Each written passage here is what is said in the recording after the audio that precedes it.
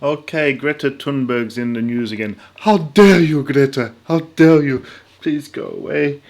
Please, just go on your yacht. Go on your $50 million Rothschild previously owned yacht and sail into the distance. But no, she got the Time Person of the Year award. And the irony is that she's in elusive company such as Hitler and Donald Trump. So I'm just wondering what she actually thinks about getting this award. But I digress. Let's have a look at what Australia thinks of this new award. Well, Time magazine has named its youngest ever person of the year. 16-year-old Greta Thunberg has been recognised for her role as the face of the youth climate movement, including her speech to world leaders at the United Nations. Thunberg beat 9 other nominees, including US President Donald Trump, US House Speaker Nancy Pelosi, and the anonymous CIA whistleblower who triggered the Trump impeachment inquiry, and also the Hong Kong protesters. The Hong Kong protests, now that was significant.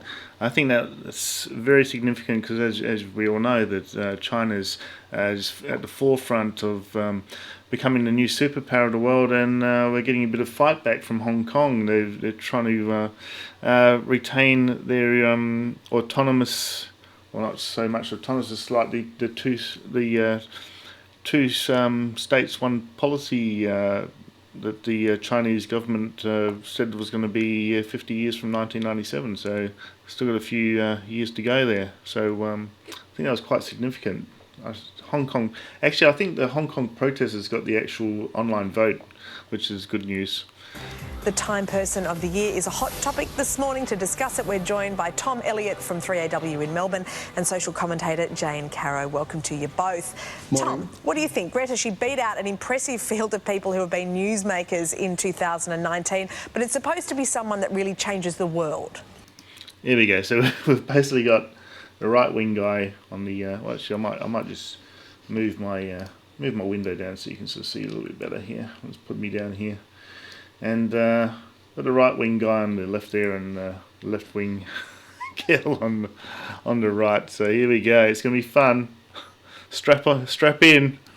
Well, actually, and changes the world for good or for bad. I mean, if you go back in history, early 1939, Adolf Hitler was the Times Man of the Year as it was back then. And they didn't say back then he was doing good things, it was bad things. Look, Greta Thunberg has been significant. She has got herself on the cover of all sorts of newspapers and magazines. Whether or not she's a force for good or whether or not she's scaring a lot of people and thinking that the world's about to end by 2030, I don't know yet. But let's just be very clear, this is not actually an honour. It simply says you've been significant. Okay, Jane, the editor, though, the editor of Time says she's become the biggest voice on the biggest issue facing the planet this year, coming from essentially nowhere to lead a worldwide movement. I mean, if that's not significant, I don't know what is. It's incredible. And I think she's doing an amazing job, and I think it's really important. I don't think there's any doubt that she's significant. She's having a under social media type of significant scale, but in real world terms, what her views are and her solutions to this to the climate change problem is just laughable, and I'll get into that after we listen to these people here. So she's team Greta, this one.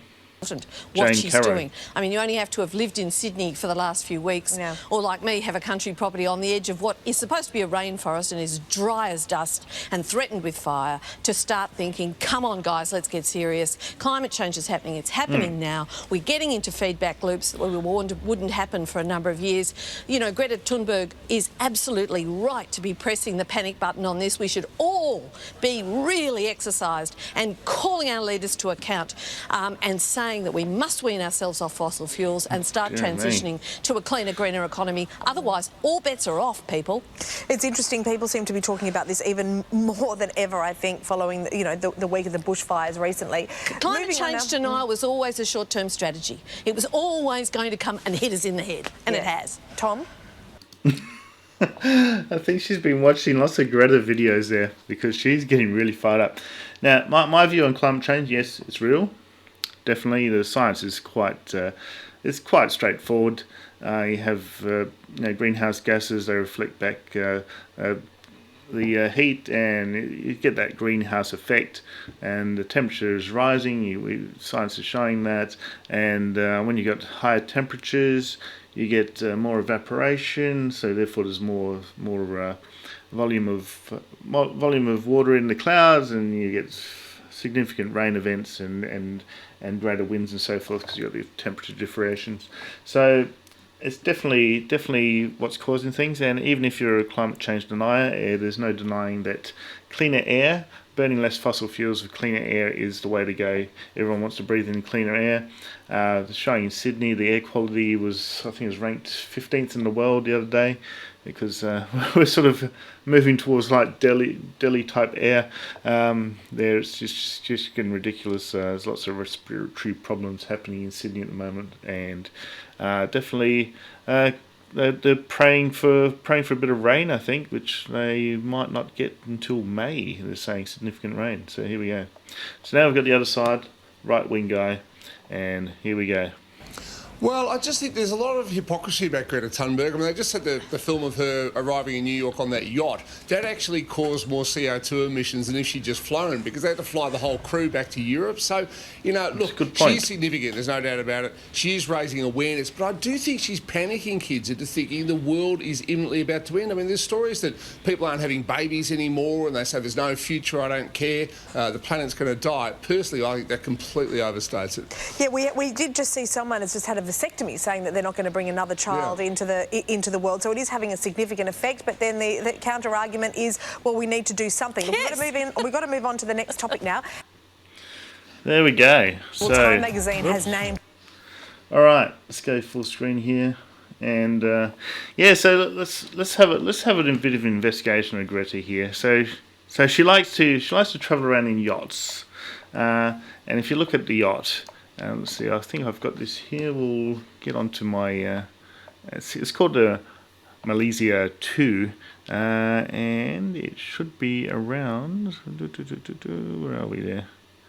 Oh, I thought I had it up still, but it doesn't matter. I'll look it up. Let's get onto the website. Get Safari up, and I'll have a little bit of a chat about this, because I like dealing with facts. I don't like dealing with hysteria. Let's get stuck into this. Put myself back up here again. Whoops, wrong window. It's almost like live stream. I don't like editing these sort of things, because it's just news footage. It's going to be irrelevant in about a week's time. So Malaysia 2 yacht. The cost. Let's look at how much it costs. So here we go. The Malaysia 2. It used to be owned by one of the Rothschilds.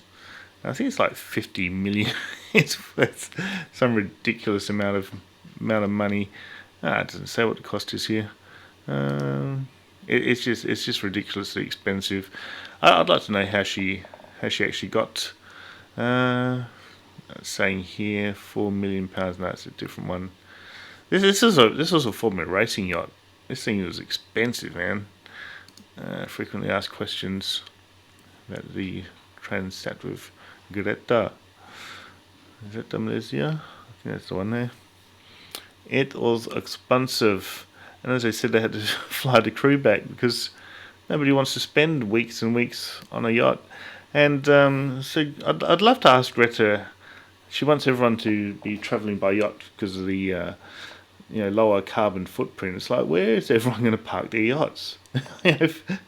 Say we all want to go to the Greek islands, 10,000 people want to go to the Greek islands. Where are we going to park all our yachts? Seriously, where are we going to do it? It's travelling by air is the most efficient way of moving mass people around the globe on their holidays. So we've got that, and also she wants everyone to go vegan. And I've been researching this a bit as well, and I've got this good. It talks about veganism and whether it would actually work. And this website here talks about how a lot of the land is unsuitable for growing crops, but it's great for feeding food animals such as cattle. Yeah, you think about it. If you're on sort of rocky, let's put get my thing back again. 10-minute timer again. You think about it. If it's very rocky terrain, you can't till. To have agriculture and crops, need to be able to till the soil. Churn up the soil, which in itself presents problems such as releasing carbon into the atmosphere as well. Also, you think about if you're going to grow lots of crops, use a lot more clearing of deforestation, so that sort of thing as well. But we need to think about all these things holistically. We can't just sort of grab hold of a sensationalistic 16-year-old and think this is the answer to everything. Everyone likes simple solutions, but a lot of these things are very complex systems. You don't have simple solutions to them. So, what useless. So it's quite interesting, this website here. Also, I know the vegans like to talk about being animal friendly, but if you look at all the animals that are killed in the process of commercial agriculture, and they'll probably say, we can just go organic and etc. etc. But you won't be able to feed the masses like that. It has to be commercial agriculture to feed the masses. If they're really serious about going fully vegan, then you've got to feed the masses. And there we go. What's that on here? Vegan crops, and also a lot of the vegan crops will use animal fertilizers. So it's a little bit. It's a bit of a cliche, isn't it? I find this whole thing just so the least harm fallacy of veganism. Well, you look at I think there was a good meme here talking about how many mice get killed in the machinery. Where is he? There was a little meme down here. Here we go. Field rodents may have ears to hear field machinery, but they're not that smart to know where to move their furry asses to get out of the way. So you have all these mice that get killed in the the machinery for harvesting the crops. There was also a interesting article about how mice actually sing love songs to each other. These poor little mice, when your little mice are squeaking, apparently they're singing love songs to each other. They're very social.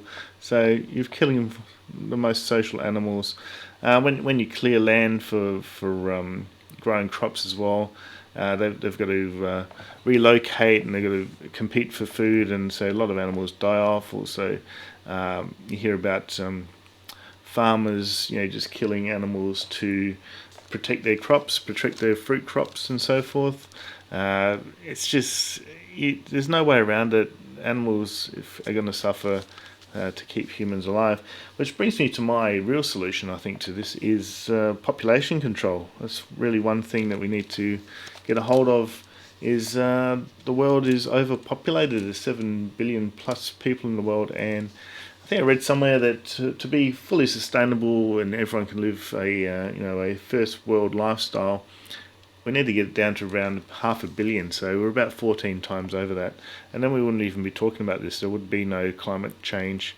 It's just the most important issue, I think, in the world is actual population control. Now, it's a very unpopular subject because companies want extra consumers to grow their companies, because investors and they expect a return on their investment, and they want the company to grow. So we have this dilemma here, and I think Greta was right when she was talking about that as well. Before she said "how dare you," she talked about endless growth. And she's right there. But her solutions were off. But her intention was correct. We shouldn't be talking about endless growth. We need to be talking about sustainability. So, what else did I write here? Biofuels. That's another one that the Greens tend to bring up. We can solve everything by biofuels, but as you know, to create biofuels, there's a massive deforestation for biofuels as well. So that's not an alternative to fossil fuels either. So there we go. Bit of food for thought. I think I've gone on long enough there. I've made my point. Greta does not have all the solutions. These are very complex issues. We need to have solutions that you can calculate the impact from go to woe, the whole system. We need to have things that actually work, as sustainable, that might work on paper that in the real world don't work, like as we saw there when we were talking about growing crops. There's a lot of land that's actually better for farming cattle and so forth than growing crops. It just doesn't work, out in the middle of nowhere, you're not going to be trucking water to the outback, whereas a lot of outback stations have got sustainable cattle there, so they're not going to be growing wheat out in the outback of Australia. Also, we probably need to move to different animals as well, like kangaroos. I know, I'm Australian, but kangaroo meat is a lot more less impact on the environment than beef cattle and so forth. And chicken, I believe, is less environmentally impacting than beef as well. So, and I don't eat much beef. I tend to be a chicken person myself. So, yeah, things like that. So, solutions, proper solutions. None of this. Let's get behind Greta because she's a little 16-year-old and we shouldn't be criticising her. If the logic is not sound, then we should criticise them. So it doesn't matter who they are. All right, with that in mind, I'll get going. I hope you enjoyed that, and I'll see you next time, guys. Cheers.